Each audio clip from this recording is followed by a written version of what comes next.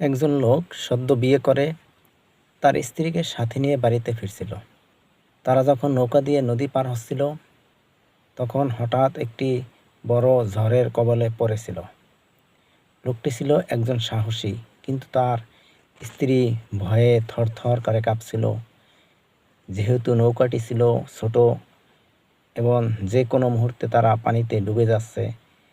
এতে স্ত্রী খুব নিরাশ হয়ে পড়ল, কিন্তু স্বামী তখনও নীরব ও শান্ত ছিল, যেন কিছুই ঘটেনি।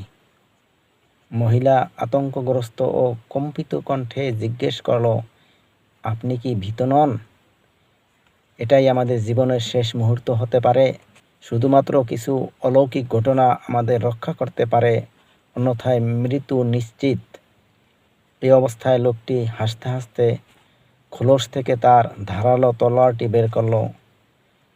মহিলাটি আরও আতঙ্কিত হয়ে পড়ল, সে আসলে কি করতে যাচ্ছে।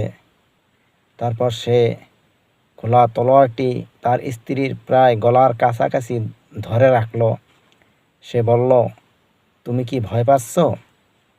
তার স্ত্রী হাসতে শুরু করলো আর বলল, আমি কেন ভয় পাব? তলোয়ারটি তো আপনার হাতে। আমি জানি যে আপনি আমাকে অনেক অনেক ভালোবাসেন। স্বামী তলোয়ারটি খোলসের ভিতর রাখতে রাখতে বলল, তুমি আমার উত্তর পেয়ে গেছো। শোনো, আমি জানি আল্লাহ আমাদেরকে অকৃত্রিম ভালোবাসেন এবং ঝড় তুফান একমাত্র তারই হাতে। তাই যাহা কিছুই হতে যাচ্ছে ভালোই হবে। যদি আমরা বেঁচে থাকি ভালো, আর না বাঁচলেও ভালো, কারণ সব কিছু তারই নিয়ন্ত্রণে এবং তিনি যা কিছু করেন বান্দার মঙ্গলের জন্যই করেন।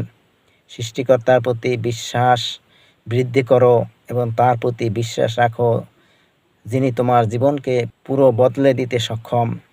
আর আমরা সৃষ্টিকুল সবাই অক্ষম।